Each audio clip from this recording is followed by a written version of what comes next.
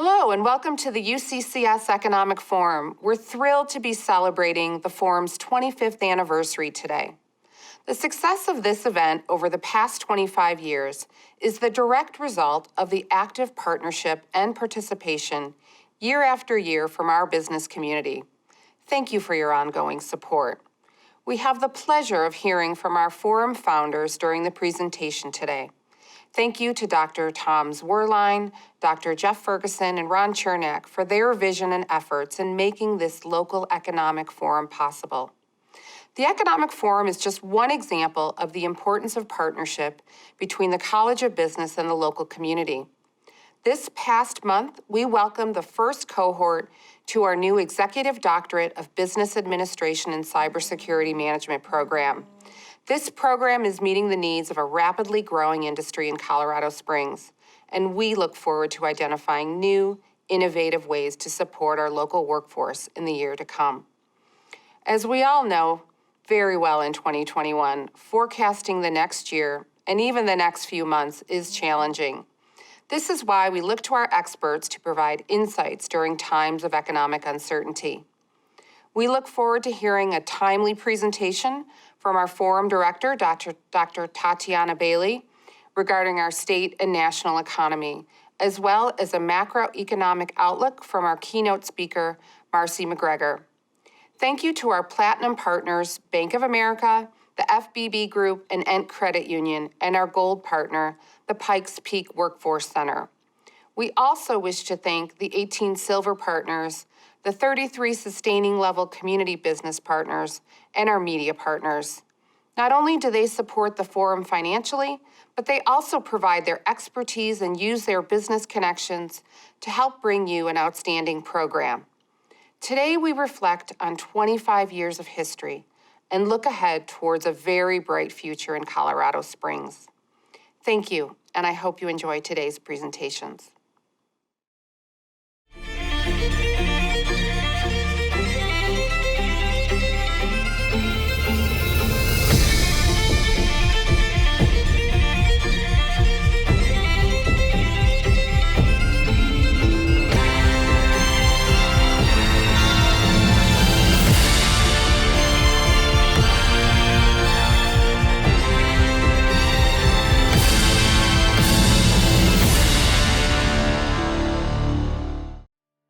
Hello everyone, it's my pleasure to welcome you to the UCCS Economic Forum. I wanted you to see that short video as it highlights our city's rich history and current success.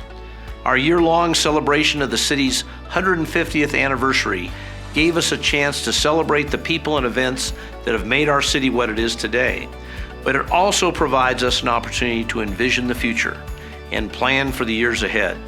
In that regard, I'm happy to share a few exciting facts with you today about our local economy. In 2014, the gross domestic product for the Colorado Springs metropolitan area was just over $30 billion.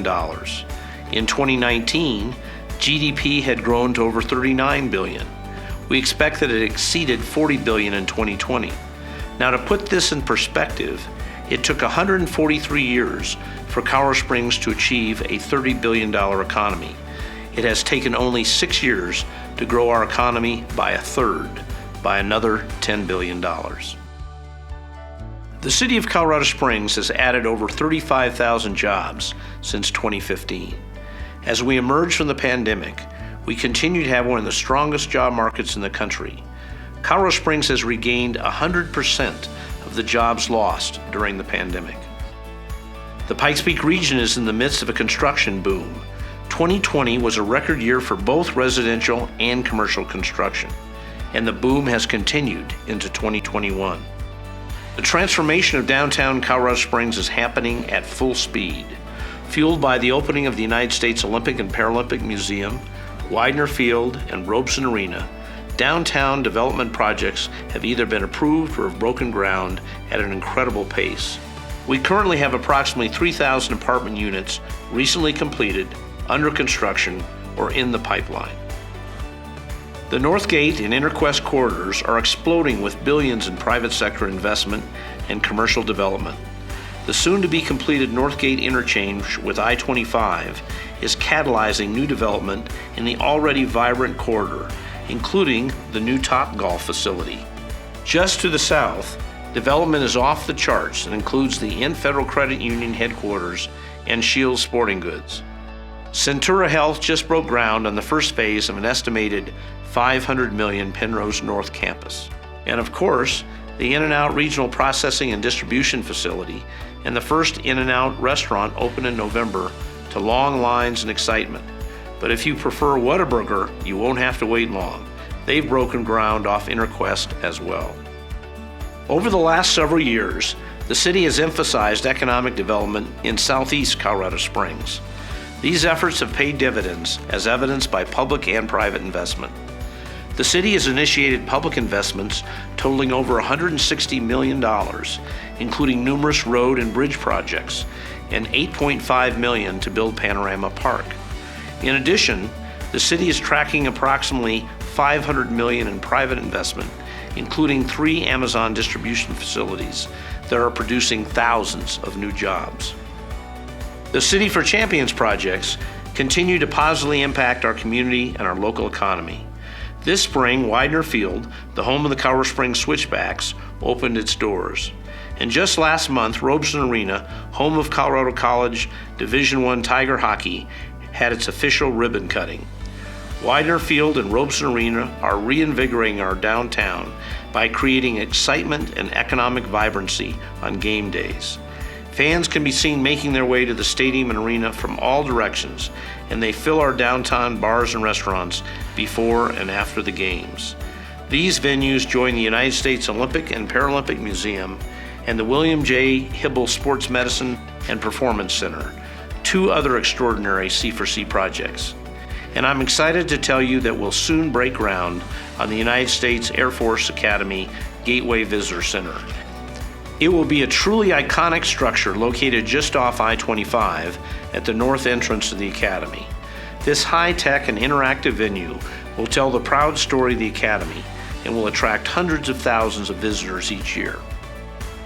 By every metric, the Colorado Springs economy has proven to be dynamic and incredibly resilient. There's no question that we're now in full recovery mode with the economy firing on all cylinders, and they will soon exceed all pre-COVID-19 metrics. The momentum created by public and private investment, job growth, and our outstanding quality of life will propel us forward. Potential risks include a national economic downturn or disruption and damaging anti-business legislation at the state and federal levels. Challenges include housing affordability for our growing workforce. But Colorado Springs is better positioned to meet this challenge relative to peer communities. We have land for expansion and precious water resources available for future development. That means we can increase the supply of housing in the face of demand, which is a competitive advantage for our city. Thank you for including me in this important event. I'm grateful for your dedication to Colorado Springs, Olympic City, USA.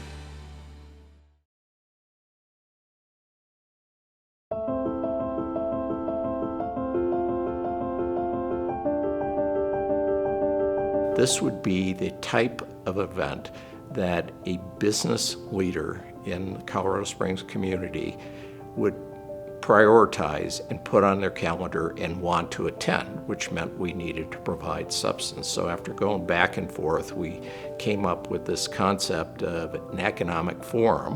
Who do we partner with? Well, UCCS came to the top of the list. When you start something like an economic forum for a whole community in southern Colorado, that's a rather large endeavor. It's probably one of the most innovative ventures our College of Business has ever been part of. I called Linda Bonnell Shade, who was the chancellor at the time, talked to Chancellor Shade about the concept of the forum. She liked it and brought together a couple of her team members, including Tom Zorline and Jeff Ferguson. So the dean put out a call to put on the first forum. And, that's kind of how it got started. So Tom and Jeff began to think about this, and there was a lot involved. I was brought on board to handle the survey part of the thing, and Tom was handling the mining of the economic data. And part of the idea behind this was that we wanted some information to help us look forward as opposed to just looking back. What we wanted to do is get information from the business community. So what are your plans? Are you bullish? Are you hiring? Are you expanding? What kind of things do you think are going to happen? And so that we could provide some information about that as a look ahead. Like most things, it has morphed over a period of time. Going back to seeing changes in technology, we had an overhead projector, at the time. Jeff and I are, at heart, we're professors. We knew as professors what we were doing, and the big focus was the data, right? If we didn't have good data, we wouldn't have a story to tell. Once you have the data, then you got to figure out how do we put it into a booklet. The first forum booklet came out in black and white and gray, and had a pretty dismal looking cover on it. Jeff and I went through the first several iterations of the forum, and we continued to learn and to do things better. By the second year, we were using PowerPoint. We also had a professional document that was printed out and looked much, much better. So we kept on growing. Our attendance grew. We had right around 200 participants, and of course it has grown to over 600 in 2017, 18, and 19. And then of course in 2020 we went virtual, and we wound up, I think, with 11 to 1,200. The whole idea was about growth, and that really required us to get more partnerships. We went from one financial sponsor in the first year to about 6 or 7 sponsors in the second year.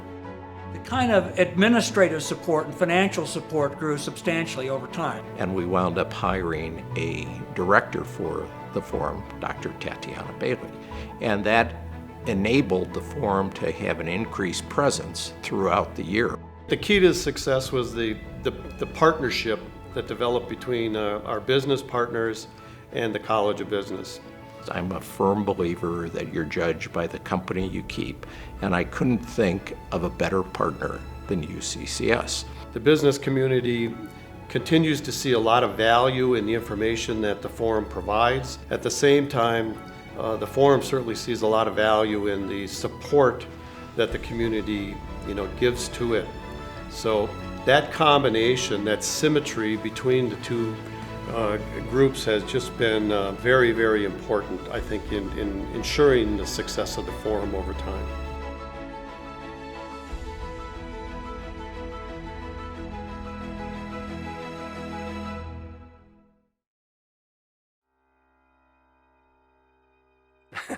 Well, one of the questions I'm asked very often, you've been here 50 years, why don't you retire and go have fun and do something important?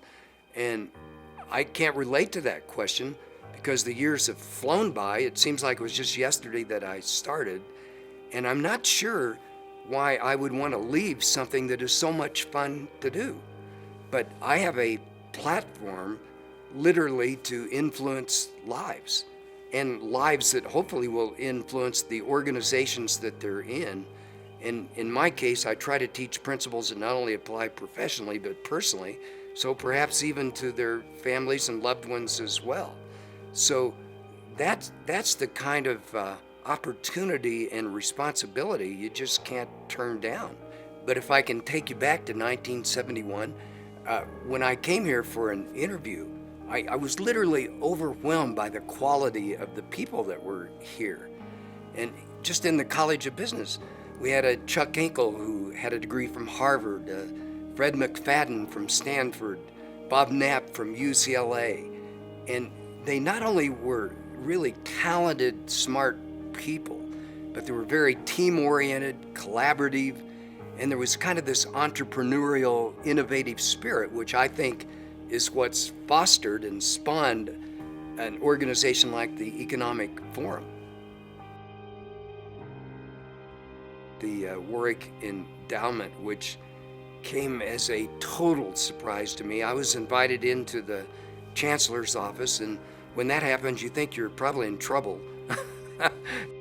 It's the Warrick Endowment for Excellence in Leadership, Teaching, and Culture.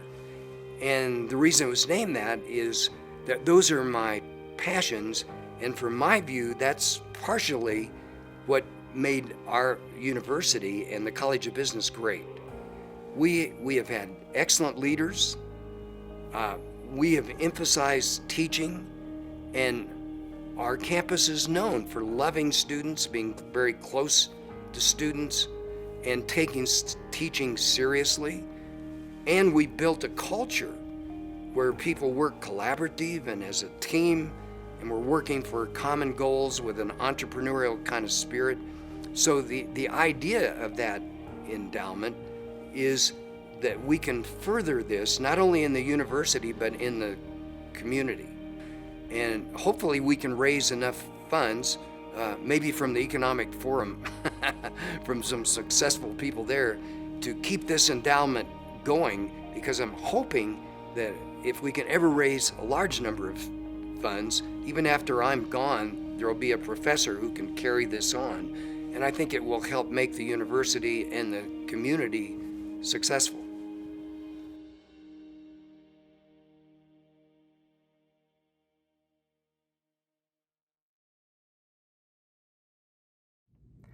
Well, thank you, and thank you to the entire team at UCCS for bringing us together for what we know will be yet another insightful economic forum. My name is Jason Edelman, and I am a director with Merrill Lynch for the Mountain Plains market, and I also serve on the Bank of America leadership team for the Denver market.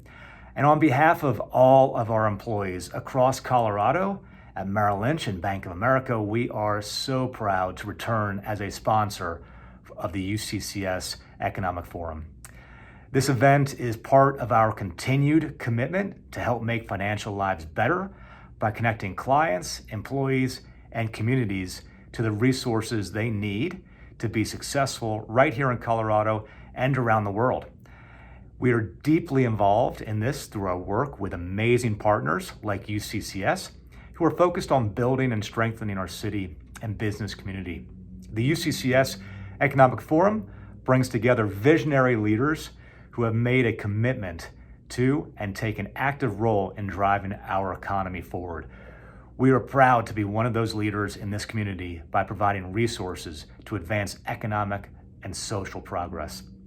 We do this through the deployment of capital for businesses and entrepreneurs, through our philanthropic efforts that foster racial equality and economic mobility, and through the power of our engaged employees who volunteer their time and talents in the community. As Bank of America continues to grow across the state, including new financial centers right here in Colorado Springs in the very near future, we commit to branching out to collaborate and support economic, environmental, and social progress. Fortunately, today's high-caliber speakers will help us continue to plan for tomorrow. Welcome to the 25th Annual UCCS Economic Forum. I'm Tatiana Bailey, and I'd like to jump right in and get started. So first, a big thank you to Rebecca Wilder. This event would not happen without her. We make a great team, kind of like Brady and Gronkowski. You might think that I'm Tom Brady, but I'm not. It's actually Rebecca Wilder who is the QB extraordinaire. So I've changed up my presentation a little bit because of all the disruptions we've had over the last year and a half, almost 2 years. And I've really broken the entire presentation into issues that we're now dealing with. And really it's going to be addressing major challenges, some growing pains that we're seeing here locally, and then prospects for change.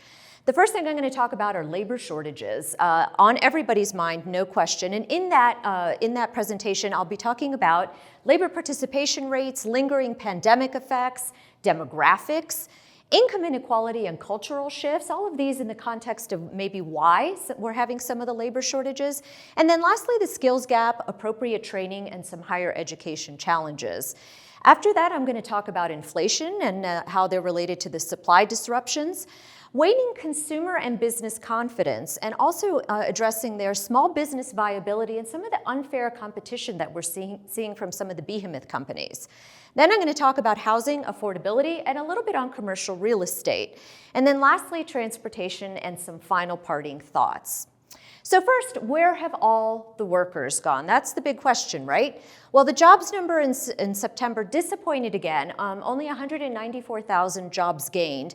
August really wasn't very good either, and economists for September had thought we would get somewhere between 500,000 and 1 million new jobs. And I think they were thinking that because the supplemental unemployment benefits ended in early September, but workers are not returning to the labor force as anticipated. At the September rate, it would take 2 years for us to get back to employment levels from February 2020. The unemployment rate, however, if you look, is 4.6%. Doesn't seem so bad, right? But remember, not everyone is counted in that. So for instance, if we count those marginally attached to the labor force, maybe people who are working part-time but would like full-time work or just haven't looked in the last 4 weeks, that's the U6 rate, and that's 8.1%. And then I'd like to highlight the red line there shows you that civilian participation rate and how it started really declining during and after the Great Recession, and we've never really fully recovered from there. So how bad is the labor problem? Well, pretty bad. The labor participation rate in February of 2020 was 63.3%, and as I mentioned, already kind of low. And now nationwide, we're at 61.6%. About 4 million people are receiving benefits, and that's almost double of what it was in February 2020. And we have almost 8 million people still unemployed, but not everyone is obviously receiving benefits anymore. We also have 5 million fewer workers due to the pandemic, and that is actually a subcomponent of that total 8 million. So we obviously had a few million who were unemployed prior. In addition, we have about 5.2 million people who are not participating in the labor force at all. 3 million of those are new, so to speak, due to the pandemic. And yet, a big question that economists are asking is, how is it that GDP continues to grow? And I think that's actually a really good question because, when you have this many fewer workers, how are you still producing things in the economy? Well, I think it's a peek into the future. What about robotics, automation, and other efficiencies? Are businesses learning how to do as much or even more with fewer workers? And that certainly has implications downstream. So who are the unemployed and the non-participating? Well, up in the upper right-hand corner, you can see that most of the people who are unemployed are actually ages 25 to 54. Those are your prime working ages. That's a big problem. Who are the non-participating? That's the bottom right. You can see that every age cohort has had people drop out of the labor force. Not a good thing either. And we have more women than men, even in Colorado, participating in the labor force. That's the table there. You can see that the prime childbearing ages are exactly the ages that have been hit the hardest in terms of a drop in labor participation. And I say even in Colorado because we are one of the most educated states in the nation, and usually more educated people participate more in the labor force, but not necessarily as we're seeing in Colorado. Now, how does this compare to other nations and what are the future prospects? Well, peer nations have aging demographics like the US or worse, but look at the chart in the upper right-hand corner. The United States is the blue line, and our civilian participation rates for the prime working ages, 25 to 54, has been low for many, many years and fell, like other nations during the pandemic, but is still much lower than these peer nations. Most peer nations also have generous or even more generous unemployment benefits, so that's not necessarily the explanation. And then even before the pandemic, the labor force participation was forecasted to decline even more by 2030. And it's not all about aging if you look at the bottom right. Even ages 25 to 54, steady to even slightly declining labor participation rates in the US. And then this is also true for our region, which is not a good thing. If you look at our median age on the right, we're actually younger than both Colorado and the US, and yet every single age cohort here we're seeing declining labor participation. So we're not trending in the right direction. And to make matters worse, quits are at an all-time high. We had almost 4 million quits just in July. And this doesn't usually happen during recessions or early recoveries, as you can see in this chart. So now, why are all the workers gone? Well, the problem is so acute, I believe, because of a convergence of a lot of factors. Some of them are transitory. Okay, COVID worries, maybe not wanting to be vaccinated, quarantines at schools or preschools, keeping parents out of the labor force, supplemental government assistance. Yes, the 300 supplemental per week ended, but there's still some government assistance out there. And even for people who don't necessarily have government assistance right now, their savings rate may be higher if they saved some of the fiscal stimulus. People transitioning maybe from one industry to another, or maybe they've moved. That's frictional unemployment that should go away in time. And then we've had business deaths. Couldn't believe it. A couple weeks ago, the president of the National Restaurant Association said, we've lost 110,000 restaurants across the United States. Now, that's all bad news, but hopefully these should subside sometime during 2022. But what I worry about even more so are these structural factors on the right-hand side. We are down 127,000 childcare workers in the United States, and we were low and had poor retention rates to begin with in that sector. We've had a long-standing skills gap. I've been talking about that for a long time. Shift in family priorities and personal priorities across low-income and high-income and even younger workers. This kind of disruption makes people rethink priorities. A lot more early retirees, let's just say people in their 50s and 60s. Why? Because maybe their wealth portfolios are actually looking good, especially with what's happening in the stock market. The tight labor market means workers can be more choosy, and many people prefer hybrid or all even work from home. And then the tight labor market will not likely disappear due to demographics. And that, I think, is something that we don't pay enough attention to, and I'll talk about more in a minute. Now, how about some data to back this all up? Well, here we have the COVID cases per 100,000. Unfortunately, Delta, kind of threw a monkey wrench in all our plans here. But overall, as of last week, we've had about 44 million cases in the U.S., about 100,000 in El Paso County, and things do seem to be somewhat leveling off now. Deaths per million, we've had about 710,000 deaths, unfortunately, in the United States, and about 1,000 in El Paso County. You see varying numbers. This is sort of on the conservative side. I mean, luckily, Colorado deaths were not as high. We did have more restrictions. They were painful economically, but they did save lives. And then, of course, this tells us where we're going prospectively. The daily new cases have leveled off or even started to decline, and that bodes well for the future. I'd like to highlight the text box. The U.S. vaccination rate for ages 12 plus is about 66% and about 63% in El Paso County. So we're a little bit lower than the U.S. And the hardest thing about this, however, is that the vaccination rates for Delta have to be even higher because it's more transmissible. So that 60 to 70% is not really where not good enough to stamp out the disease. In El Paso County, most of the outbreaks have been at schools. You can see in the pie chart over there, the blue. The incidence in the bottom, you can see, has leveled off. It's difficult to say if winter will cause another wave. We just don't know yet. Now, the other thing I mentioned is that many people have a lot of savings. Not everyone, but you can see the savings on the left chart there, up, down, correlates almost directly with when those fiscal stimulus checks went out. Now we're at about 9%, which is a little bit higher than we were pre-COVID. But I think a thing to keep in mind in the bottom right, this is dated information, but the top 10% have somewhere between, let's say, 12% and 40% savings rates. But the bottom 90% hover around 0 to 2% savings rate. So that cushion is clearly not there for them quite as much. By the way, some of the savings has been used to pay down debt. So if you look at the delinquency rates for credit cards and consumer loans, they have come down. And that's a good thing. It bodes well for the longer-term recovery, very different than the Great Recession. But remember, not everyone has access to credit.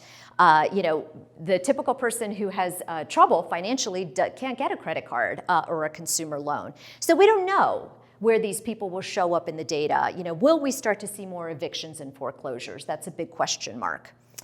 Now, the other thing I talked about is the skills gap, keeping workers on the sideline. We had plenty of job openings in July, almost 11 million, and as you can see in the chart, it's just off the chart almost, record high number of job openings. But many people are not participating participating in the labor force because they've given up looking for work. And this was true pre-pandemic. And a lot of surveys are saying that they don't have the requisite skill sets for today's jobs. And that's where the skills gap comes in. So there's a big argument to be made for reskilling or upskilling people. And by the way, there's roughly one job available for every worker. So the issue is not the number of jobs. A lot of times it's the type of jobs and the type of skills that are out there. And then I mentioned demographics, and I really don't think this one is talked about enough. We shouldn't ignore that we have a declining absolute number of people in the United States of working age.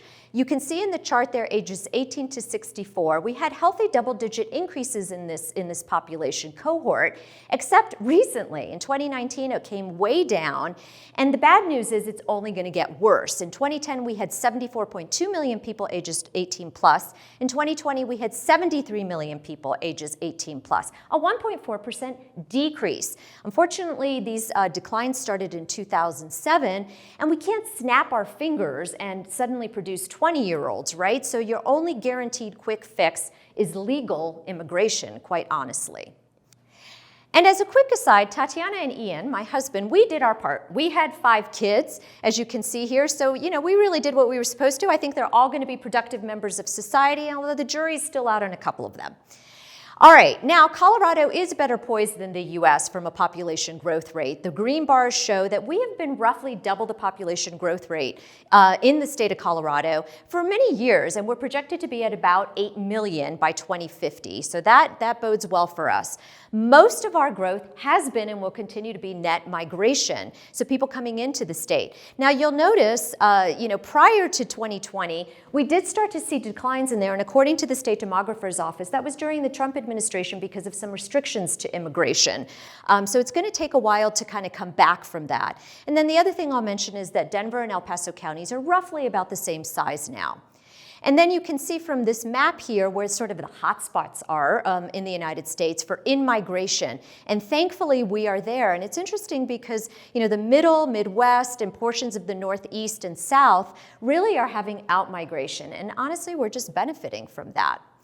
And then El Paso County for projections, by 2030, you can see we have nice appreciation in those young cohorts, ages 0 to 49, 18 to 29, and then a little bit of a decline, 50 to 64. And then on the upper right-hand corner, you can see that most of the United States is flat or very modestly increasing in those younger cohorts, but older age is increasing quite a bit. So, our young population today and tomorrow gives us a large competitive advantage in the state and in our region if we train workers appropriately.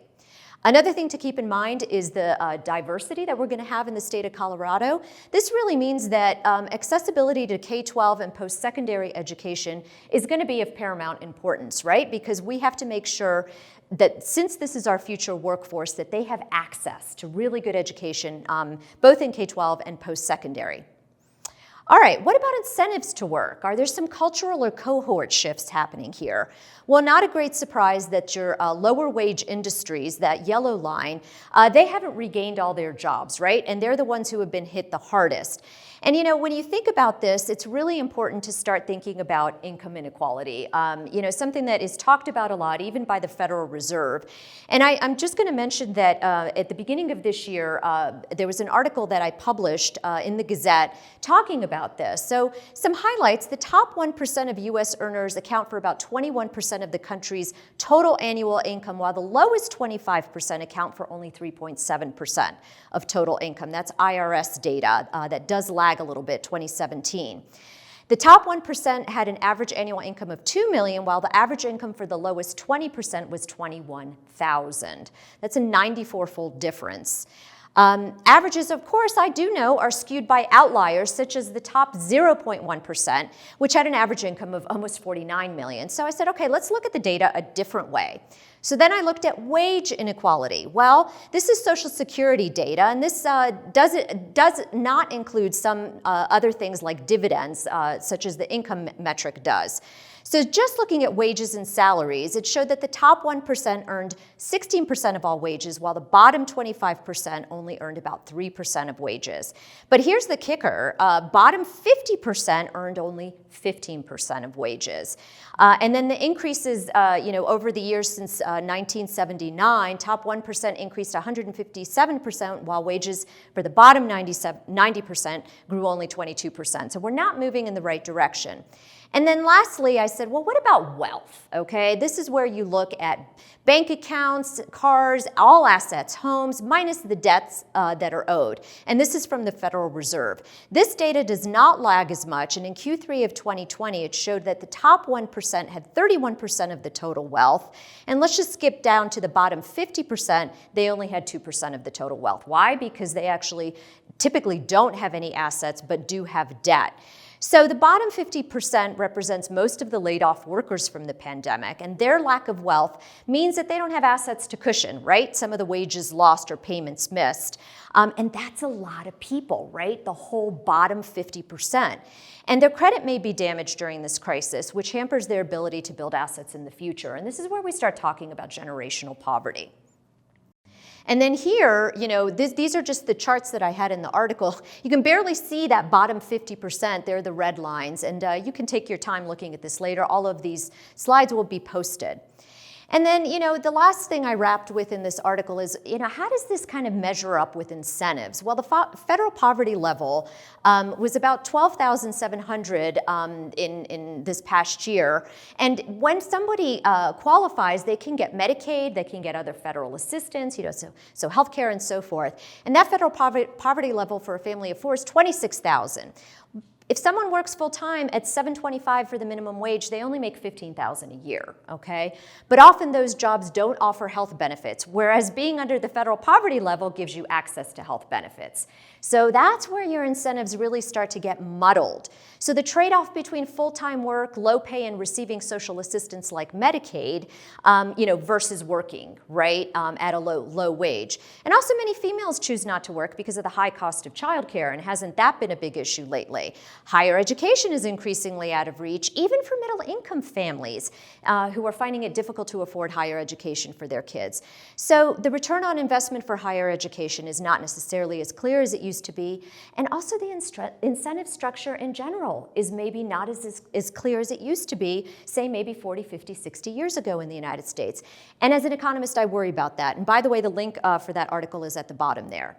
So what about labor and wages in Colorado and Colorado Springs? Well, the unemployment rates for El Paso County and the state of Colorado have been a little bit higher than the US. And then you can see the forecast that I have circled up there. But this is mostly because we have more people participating in the labor force, people who are saying they want work in the last 4 weeks. So that's a positive thing. We do still have an elevated number of unemployed. We have about 190,000 in the state of Colorado compared to 88,000 in February 2020. But like I mentioned, the labor force participation is almost back to pre-COVID. The bottom right shows you that the state has spent about $3.4 billion for their portion of unemployment benefits, but that doesn't include federal programs like for gig workers. And the little dotted line in the bottom right shows you where we were in terms of in terms of Colorado unemployment payments, and then look at how we kind of blew it out of the water. It definitely was a hit to the trust fund. Now, the good news is, as I said, we have more available workers in Colorado. You can see the labor force participation. You can see the states there that kind of stand out from a positive perspective. And then this is just a quick analysis that my office did looking at if we superimposed the labor participation rate of Colorado onto the United States, their unemployment rate would actually be 7%. So that kind of shows you why our unemployment rate is a little bit higher, and for good reason. Now, the other piece of good news is that this labor participation rate that's higher is also true in El Paso County. You can see, especially in the last few years, how it's taken off. And look at how nicely in the upper right there we recovered from the pandemic, having all these workers come back into the labor force. And then if you're interested here, you can compare regional unemployment rates. Really, unfortunately, Pueblo's still kind of standing out, most of them hovering around that 5.4%. But here's the really good news for Colorado Springs. Out of all the major MSAs in the state, we have regained really all of our jobs. We stand out. Now, this compares to Colorado, which has regained about 90% of the jobs in the bottom right, US about 81%. But hey, we're even beating Boulder and Denver at this point. So that's really good news for us in terms of sustainable growth moving forward. And this job recovery is amazing considering the large hospitality sector that we have, but also, it's cushioned somewhat by the diversity of industries, including professional and technical jobs where people can work from home. And that, by the way, is also pretty much true in El Paso County. Now, these super sectors in El Paso County, and this I show in my dashboard every month, those sort of took a hit but continue to grow. And those in the bottom right, you can see construction, health, professional and technical, transportation and warehousing, finance and insurance, all growing well into the double digits. These super sectors accounted for almost 70% of new jobs in 2019. And these are probably going to continue because according to the Colorado Department of Labor and Employment, these are some of the sectors that are projected to grow the most between 2020 and 2030. Now, what about poverty and wages? Well, the good news is that El Paso County has a lower percentage of people than the US in terms of the federal poverty level, only 8.5% versus 12%. But if we look at what the living wage is what people need to make in El Paso County, according to the MIT Living Wage Calculator, let's just take an example here of a household with 2 adults and one working but 2 kids. That one working adult needs to make almost $70,000 a year, and a lot of that is because of childcare and housing costs. Even with 2 working adults and 2 children, each worker needs to make about $46,000. So that makes it challenging for a lot of households. The other thing that is not such good news is that we just can't seem to catch up with Colorado and the US in terms of the average wage for private industry jobs. And there are a lot of reasons for this, and I talk about it in other presentations, but that's something that's going to need to be rectified, especially if our cost of living continues to increase.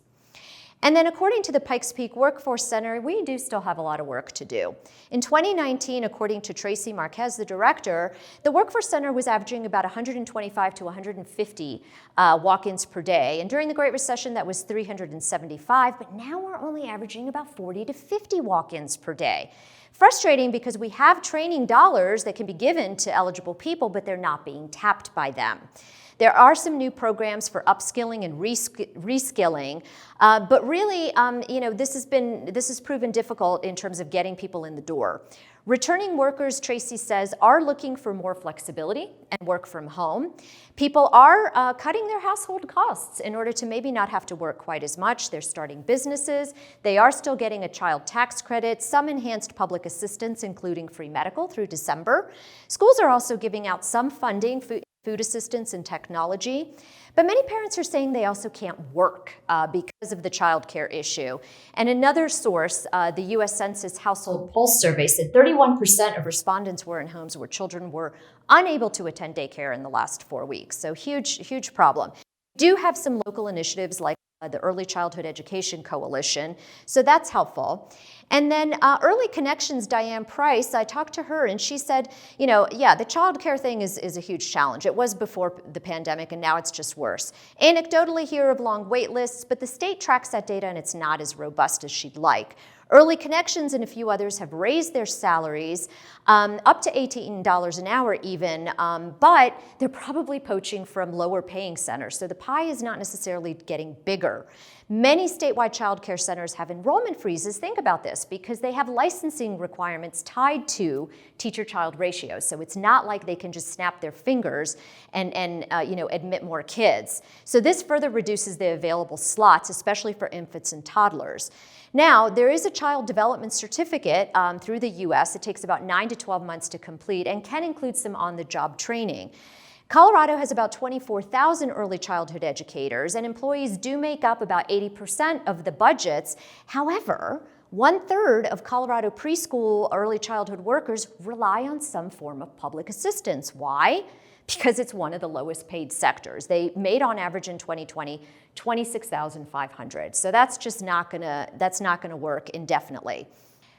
And what about some innovative solutions? Well, DLN has a community-based training for early childhood educators. We're working locally to develop more apprenticeships. I thought one innovative solution, these place-based bachelor's degrees. An example of this is a program through UC Denver and 3 Denver child care centers.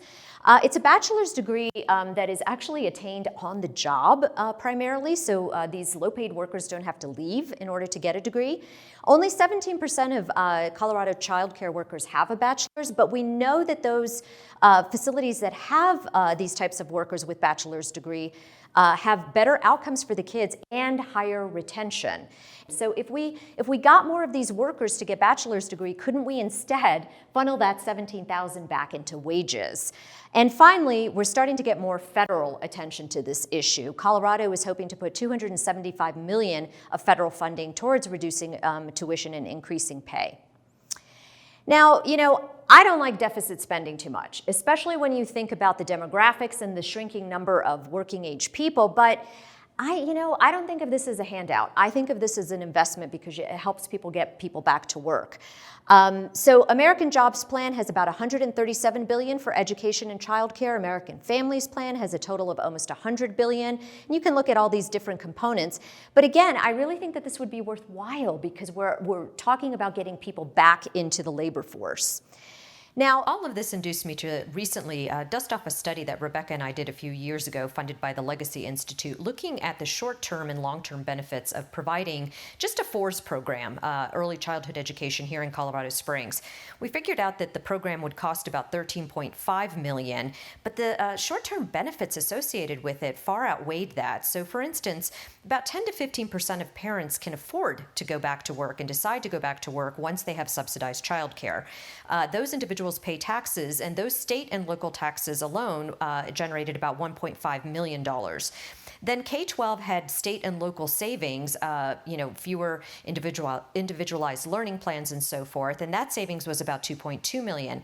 And then a lot of these families get off of state and local welfare programs, and that savings was about $12.5 million.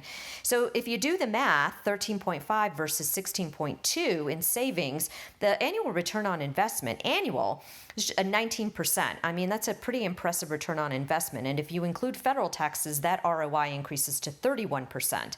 And none of this even includes the additional gross metropolitan contribution, basically these new workers making products and services in the economy. And that actually came to almost $46 million. So the benefits are huge.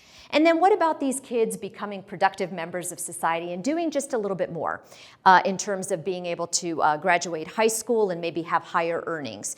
Well, that entire analysis came to a societal return of about 22%.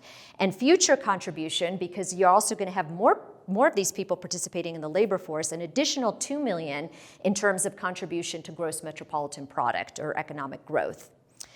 And then what about the skills gap as a barrier to work? Well, we had, as I said, about 1 job opening in the U.S. per available worker. Colorado is 0.76 and Colorado Springs is 0.71. We have a very, very tight labor market. Here are the top 10 job openings, which I always show in the monthly dashboard. We had a total of 27,000 job openings in Colorado Springs in September. So that's clearly not the issue. The interesting thing is that the pandemic induced us to look at some more specific data. This was with Pikes Peak Workforce Center and Pikes Peak Community College. So we asked, okay, well, what are the highest demand certifications in Colorado Springs? And this was really good to look at because, yes, it's driver's license and security clearances, but it's also nurses and truck drivers and nursing assistants and so forth. A lot of these are short-term trainings that could be completed with livable wages. What about software skills? Well, yes, Office, Excel, and Word, but also Java, Python, SQL, C++, Scrum, and so forth. So again, these are all in the hundreds, and this is just for the month of August. These are really important data points for us to consider if we want to help get people back to work and into livable wages. So what about some common sense solutions? Well, like we said, let's audit some of these high demand job postings against the local available training programs. In the bottom, you can see something that I showed a couple of years ago, 2017, that my office did. Looking at nursing assistants, about 1,500 job openings that year and only 95 training slots locally. I mean, there's huge opportunity here. And then over to the right, Pikes Peak Community College does something really cool here. They're saying, okay, for some of these occupations, which ones do we offer a program in? That's just yes right there. Now, it's not always easy to create or scale programs. Some of them are costly. But what if we focus on a few that are both high demand and scalable? And then also we're auditing here, Pikes Peak Community College, the high demand certifications against the training programs that they have. And again, most of these are shorter duration, affordable, and offer a livable wage. And then what if we incorporated in-depth education in K-12 about these high demand jobs? And that's something that the community came together to develop this workforce asset map that we're trying to get into schools more and more, but it's also for employers and job seekers. And then what about also ramping up internships and apprenticeships in local K-12? And that's something that the Pikes Peak Business and Education Alliance is doing. All right, and then what if we also utilized community colleges, like I said, but what if we also subsidized statewide support services like childcare and so forth? There's questions now about free community college. What if we fully utilize public universities in particular, which tend to have a better return on investment because they're less expensive and they provide obviously the higher level training? And then what if we build upon efforts to transition retired military into some of these high demand jobs? I mean, look at in 2019, we had almost 84,000 veterans. Okay, and then the skills gap and higher university level education costs, especially in Colorado. Well, here I just briefly want to mention that, I show this often because Colorado, unfortunately, is one of the worst states in terms of the student paid portion of tuition at a public institution. That doesn't really help our students in terms of affordability. And unfortunately, we kind of stand out in the US in terms of being more expensive for public universities. And another big barrier are student loans. I mean, student debt now amounts to about $1.6 trillion with 43 million borrowers in the United States. And that's more than credit card debt, about double that. And that amount has doubled since 2007. The average student loan debt is now almost $38,000 for all borrowers, but a huge chasm here. It's about $30,000 for white borrowers and almost $60,000 for black borrowers. Private schools are definitely a lot more expensive with the average loan of $55,000 almost. And then this is a lifelong commitment because 20 years after entering school, about half of student borrowers still owe $20,000. An average of 15% of student loans are now in default. And, a lot of people have student debt. 70% of college grads have student loans. And then another big problem is completion. About 50% of university-level students who enroll do not graduate by the end of their 6th year. And this is a weighted average, to be fair, roughly the same percentage for all 4-year institutions. The thing that's pulling it down is only a 25% graduation rate for private nonprofits. Higher education talks a lot about this. It's not generally well known that private for-profits tend to have much worse outcomes. So how much of all of this is attributable to costs? How much to academic readiness? How much to income inequality? It's probably all of the above, right? So what if we ramped up some of these training programs, including for 4-year degrees? What if we put pressure on some of the largest endowment universities to build out satellite schools in marginalized communities, perhaps in partnership with community colleges and federal funding? More public service opportunities for university-level graduates, to give them loan forgiveness. This is, by the way, something that a lot of our peer nations do. Besides lowering their debt, it gives new graduates experience, right? For any government-subsidized program, I think we have to, again, remember that these future workers in higher, who have had access to higher ed, become taxpayers, often at higher brackets. So it's a government investment, not a handout. And these workers also increase our productivity and our growth rates, and it directly and positively impacts income and racial ethnic inequalities if we help these students. Okay, now I'm going to shift gears and talk about inflation. Well, consumer price index, as we know, has continued to increase. Interestingly, the cost of living index for Colorado Springs is now at almost 108%, and this is the latest data available in September.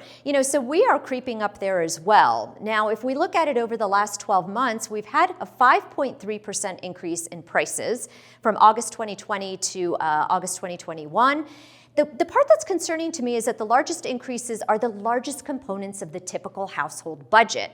Gasoline, natural gas, shelter, which we know this metric lags, it's much higher than that, transportation and so forth. Now, August, the increase was, quote, only 0.3% month to month, but the August rate was probably lower due to Delta, because the thing that pulled it down were airfares, hotels, used cars and trucks, and so forth. And whether that sort of steadying will continue is difficult to say.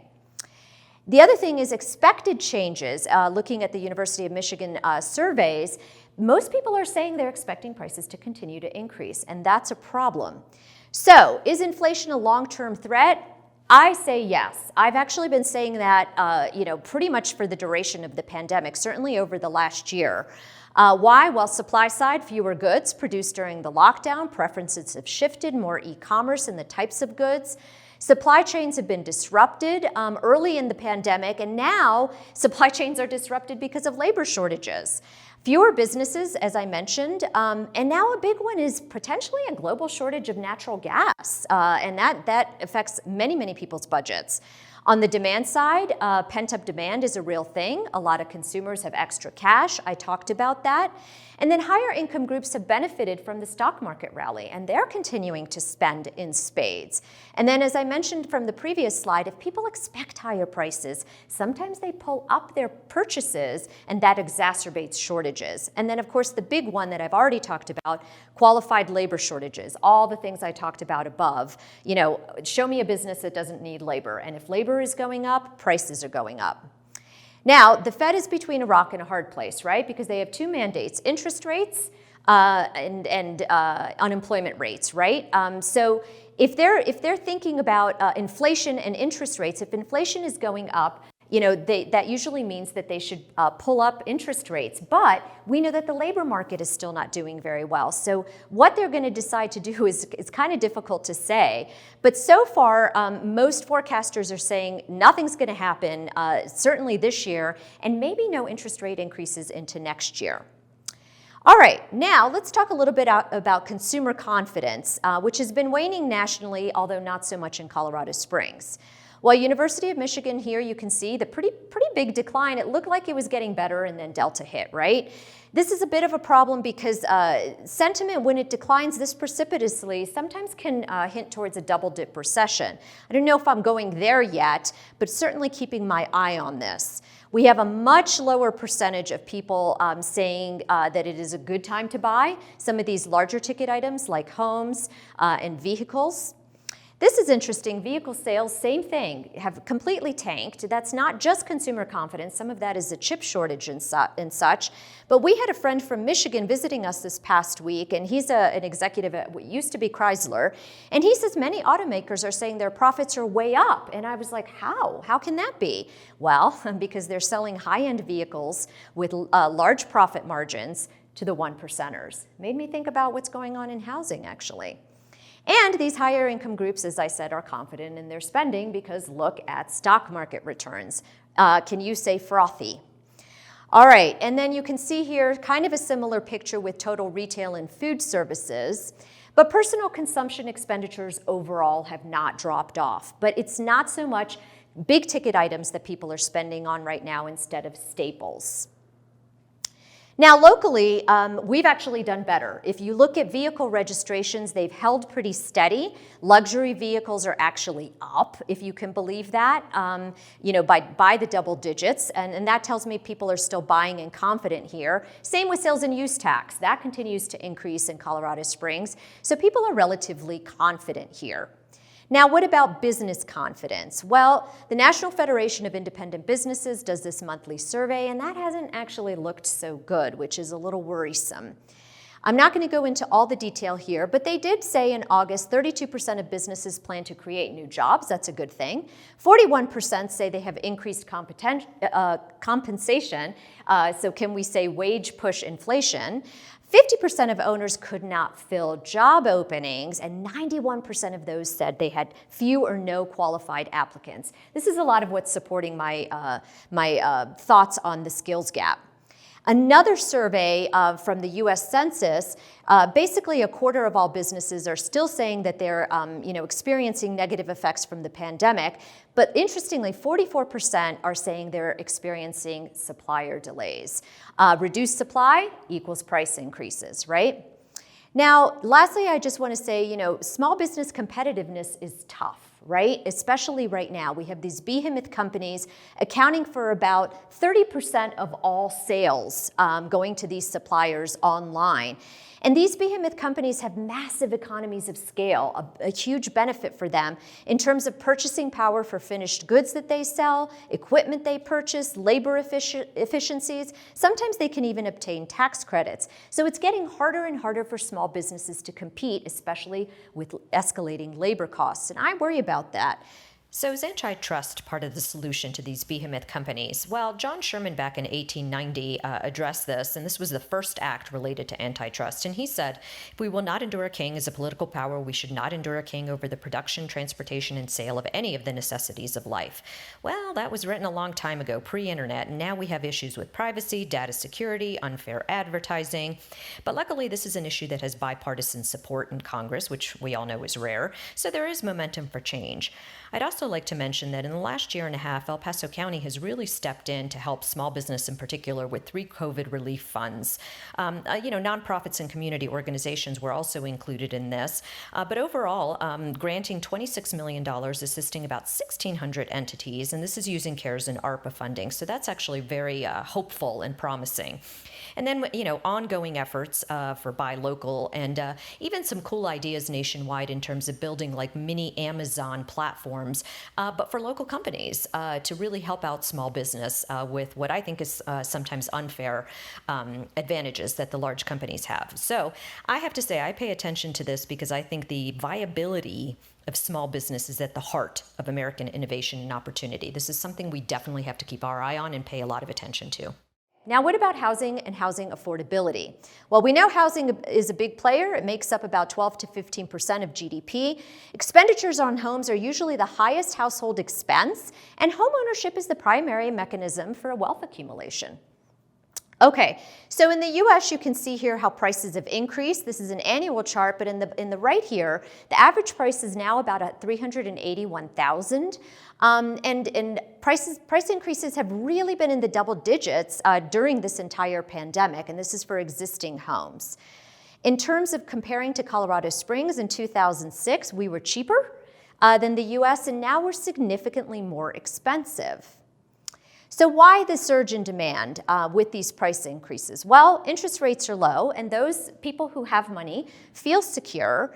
Renters who are feeling secure are tipped over by these low interest rates and say, okay, boom, this is the time to buy. And then my little table shows that a 2% difference in the interest rate can mean the difference in a monthly payment between a $400,000 loan and a $500,000 loan. So although low interest rates are great, they do push up the average home price. We also have a national shortage of homes. Most people don't know that. And this is a remnant of the Great Recession. We're down about 6 million homes, and that takes a long time to build. Preferences are shifting, more work from home. That's something that doesn't seem to be going away. And again, those with money via like stock market gains are spending. And then here you can see in the table, a relatively small percentage of homes are at 750,000 plus, but look at how those have increased in the past year, the right bars there. So again, the people with money are pushing up the average home price. And then we have, unfortunately, fewer first-time home buyers and more sales to investors and cash sales, which isn't necessarily helping either.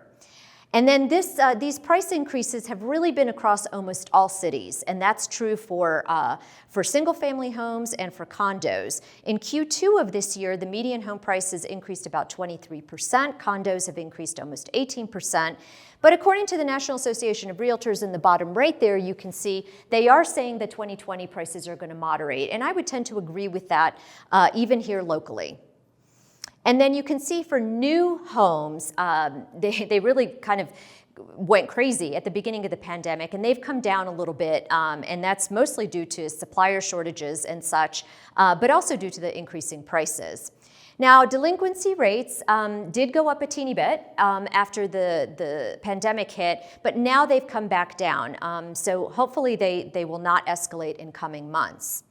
Now, Colorado is one of the most expensive states in the nation with a median price of about $500,000, and this is June data. And then apartments are also a lot more expensive across the state. We are ranked the ninth most expensive. On average, a person needs to make about $28 an hour to rent a two-bedroom apartment in Colorado. At the minimum wage to even rent a one-bedroom, it would take 72 hours a week. So, I worry about this from the perspective of all these young people who we need to continue to come into the state from a workforce perspective, but maybe not being able to afford living here. And then local real estate, well, more recently in Colorado Springs, we had a 24% increase in our median home price from Q2 of this year to compared to last year. And we are now at the median price of about $360,000, and we are about 23% more expensive than the US. With only about half a month's supply and 12 days on market. So it's not scalding hot anymore, market, but it's still pretty hot. And then this is an annual chart, but then my little stars show you what a mathematical person will say is logarithmic increase. So the September average and median home price up there, you can see the average is almost at $500,000. So we are literally getting off the charts here. And then, the rule of thumb is that the average home price in most cities takes about 20 years to double, and that has happened here in the last 9 years, from 2011 to 2020. So the average home price increased by $101,000, even just between 2017 and 2020. This is clearly an affordability issue. And then here's just a comparison with some other MSAs in terms of the price appreciation over the past year, with Colorado Springs having that 24% increase. Look at Boulder, look at Austin and Boise.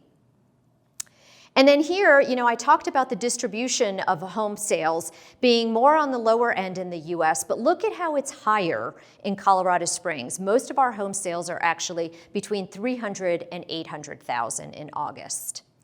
And then this Housing Opportunity Index tells us the percentage of people who earn the median wage who can afford to buy the median priced home. So as recently as Q3 of 2019, it was 71%, not too bad, but now look at how it's 52%. Look at what's happened to Boise, another desirable place where a lot of young people are moving. Used to be 52%, almost 53% of people could afford the median priced home, and now it's down to 21%. And then home building, it's still increasing. My dotted line shows the healthy number of permits that we need in order to match population growth. We are reaching that, but take notice of the fact that most of that is multifamily, and that is definitely still getting a lot more expensive. Early in the pandemic, we had shortages and exorbitant prices and things like lumber. But now, according to Doug Stimple from Classic Homes, now it has more to do with transport. Because if you want guaranteed date for delivery for a shipping of a container from overseas, that used to be about $2,500. Now it's up to $25,000. So prices are still through the roof for seemingly one reason or another. Thankfully, foreclosures are still low, although they are edging up slightly, but no red alerts yet. And then the apartment rental market, you can see here in Colorado Springs, that average rent was in Q2 was about $1,400 per month. The fair market value is about $1,200. This translates into about $23 per hour or $48,000 a year that somebody needs to earn. But the average renter wage is only about $17 an hour. So we're squeezing out these low-earning workers from the local rental market, and that's not necessarily a good thing. And honestly, I don't really see that changing because according to Housing and Urban Development, we are still considered a tight market. Why? Because our vacancy rates keep falling and our average monthly rent keeps increasing. So we're having good absorption and still a lot of people paying these higher prices. We are still cheaper than Denver, but as you can see, not by much. Brief comments on commercial real estate. Record low construction across the U.S. across all three major property types. The low supply has likely helped keep the market stable, right? Because if you're not building more, you're not sort of glutting the market. Some red flags for the office sector because there's low construction, but the rents are still declining slightly, vacancies are up, and negative absorption. And material and labor shortages, are really combining with structural factors like more work from home for the office market. And subleases are definitely up. Here, I'd just like to say that Moody's is forecasting continued increases in vacancy rates at about 20%. That's 1 in 5 offices being vacant. So we don't know yet, right? Will hybrid work result in less intensive use of space, or will we simply start to eliminate some office space? We just don't know the answer to that yet. And these are the charts that show the office absorption, vacancy, and net growth rates. Now, apartments, the greatest uncertainty is how the lifting of the eviction moratorium is going to impact vacancies. Remember, those moratoriums are still in place in big states like New York and California. The one thing I will say, though, is that this limited construction that is supposed to be good across the U.S. is not really happening here locally. I mean, there are cranes everywhere, right? And as I mentioned, our absorption and rents are up. So, I don't really see that we're going to have problems with multifamily anytime soon here, unless prices continue to increase. Retail, it's pretty stable. Why? Because this subsector has been adjusting for many, many years. Moody's is still predicting, however, a 3 to 5% decline in retail rents for this year. Industrial is a superstar. Why? Because we need a lot of warehousing and distribution space for all of this e-commerce. The national vacancy rate is about 10%, although much, much lower here locally. But these projected effective rents are projected to increase about 3% in 2021. So this subsector is actually doing very well. And then you can see here locally, yes, vacancy rates are edging up for 3 out of the 4 categories, but we're nowhere near that 20% vacancy rate, for instance, for office. And, according to All of Real Estate, a lot of that has to do with the fact that we didn't have enough product in the first place, and we didn't have a lot of spec space. So that's actually working in our favor. We are still, though, seeing an increase in vacancy rates, mostly because some of the large spaces like Comcast and Verizon call centers have decided that they're going to continue to let people work from home. And then if we compare ourselves to Denver, we are still a lot cheaper for commercial real estate as it relates to retail and office, but we're more expensive in industrial and medical office space, which is interesting. A few words on transportation, because that's always on everybody's mind.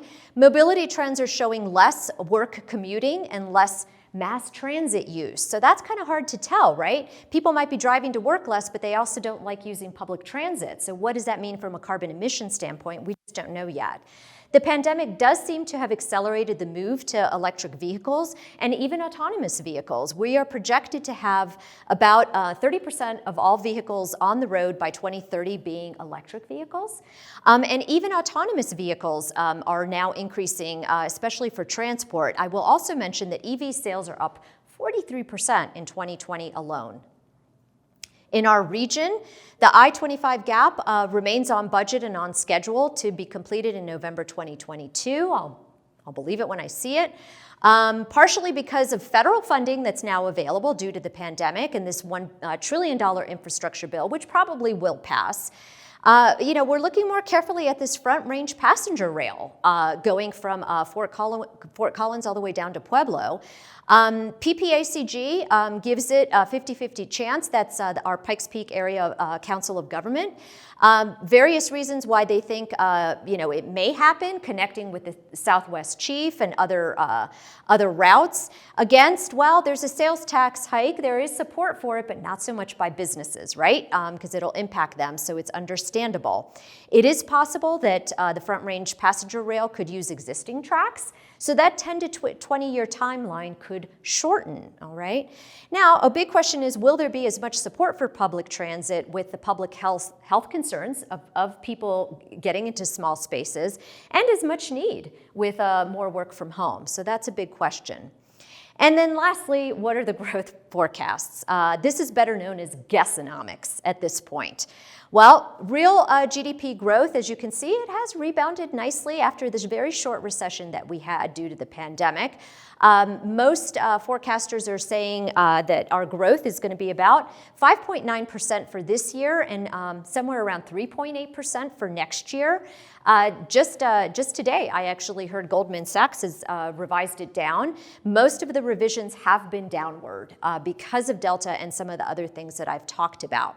I'm not going to go into great detail here, but the Conference Board is one that I look at carefully because they base everything on data.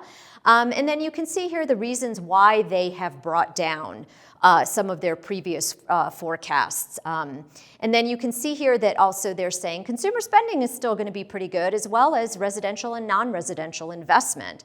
Their unemployment rate will probably be about 5.5% this year, they're saying, and about 3.8% in 2022. But they're also very carefully watching the labor participation rate.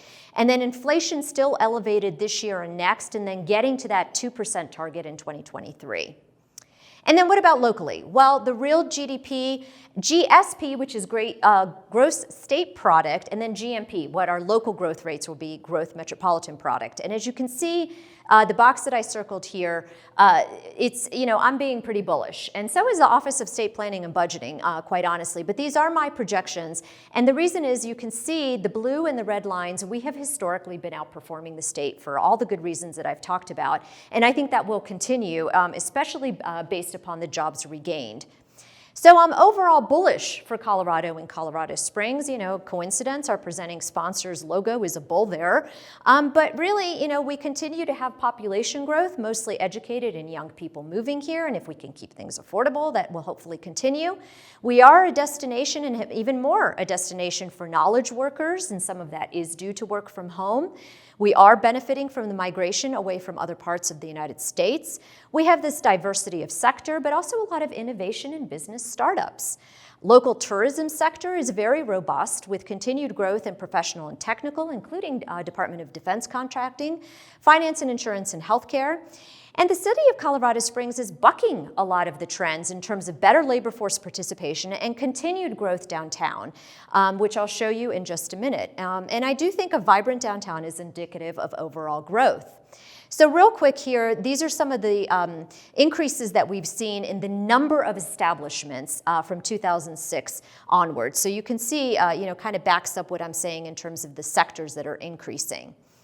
And then downtown visitations are up 7% from July of 2019. And these visitors are, people who don't necessarily work here, but just come for 15 minutes or more, according to Susan Edmondson. So that's a good thing. Unfortunately, the workforce numbers, we're still only at about 60% in terms of the people who are coming downtown to work. However, the silver lining is that we have all kinds of residential going up, apartments downtown. 600 new units since 2015, another 1,300 to be completed by the end of this year, another 1,000 breaking ground in 2022, and another 2,000 in the pipeline. And that hopefully will also help with some of the pressure that we have on rents, right, in terms of rental rates. So, all in all, it's a very positive picture. And then Susan also says that we've had net growth in the number of storefronts over the past year, more business births than deaths.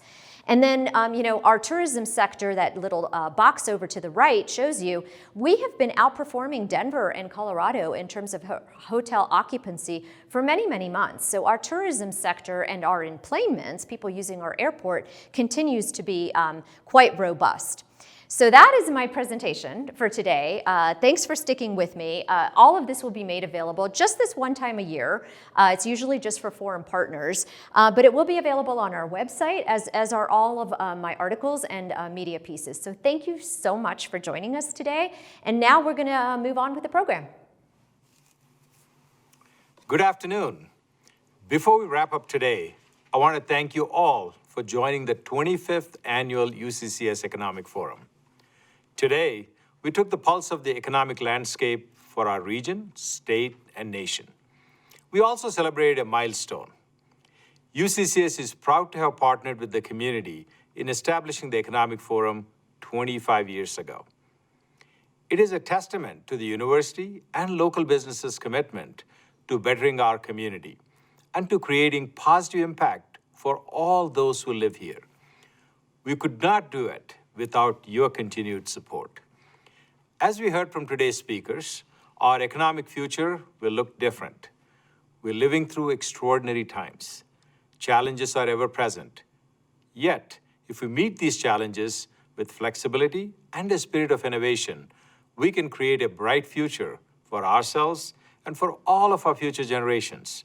Together, we can transform the community we call home for the better. Thank you.